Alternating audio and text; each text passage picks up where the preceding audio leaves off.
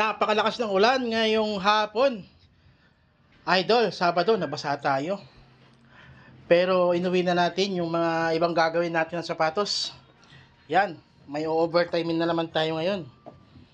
Yan. Ito, sa kumpare ko ito. Siya, shine daw ito. Yan, shine. Line up na natin yan. Ito naman, ito po yung kanina.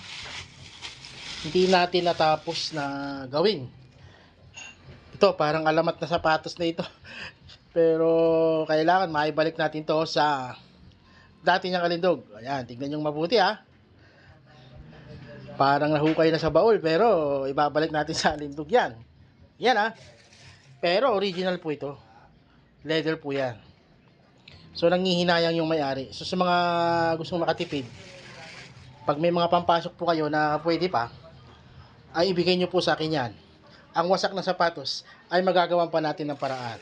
Yun o. Eto naman po, yan, tahi. Ang gusto ni Bossing, tatahin. So, bago pa lang. Ayun, meron pala. Kala ko bago. Didikitan natin yan and then tatahin. May konting buka na, so inaagapan na. Bossing. Eto naman, kay kumpadre, kahapon. Hinatid niya ng hapon. Sasabay na rin natin gawin. So, tambak tayo ngayong gabi. Ngayong hapon, Sabado. Araw ng Sabado. Na-move yung holiday natin ng 13. Kaya hanggang bukas, nasa pwesto tayo. Yun o. Yan. So ito, gusto ni kumpadre. Meron po kasi mga sapatos na masiselan. At yung mga nai-stock po ng sapatos, ganito po ang nangyayari. Yan.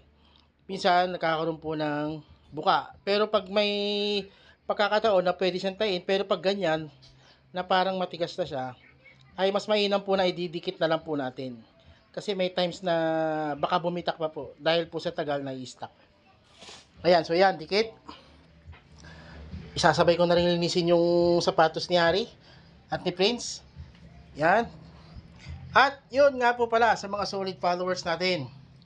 Meron po tayong hindi na shoutout. Ito na lang po yung mga iba pang natira na ipibenta natin. Gagawin natin pera kasi na-stock dito sa bahay. Aalisin na natin yung mga kalat. So itong side mirror na ito, pag nakapalo ka, yan, 100 na lang. Yan. Nagpalit po kasi ako ng side mirror, kulay black. At ito naman, sa mga may Honda Click, Aerox or NMAX, yan, binibenta na lang po natin ito ng, yan, sige. Pag nakapalo, 150 na lang. O yan, pagka mahilig kang mag-like, mahilig ka pang mag-share, 100 na lang. O yan. O ito naman, takip ng kadena, 125. Pag nakapalo ka dito, mahilig kang mag-like, mahilig kang mag-share, 50 pesos na lang. Ano pang hinahantay nyo? Mag-PM na kayo. Una-unahan na lang. Yung mga unang na-vlog natin, nabenta na po yung onion rim at yung tambutso. So ito na lang po yung mga natitira. Yun lang po, maraming salamat.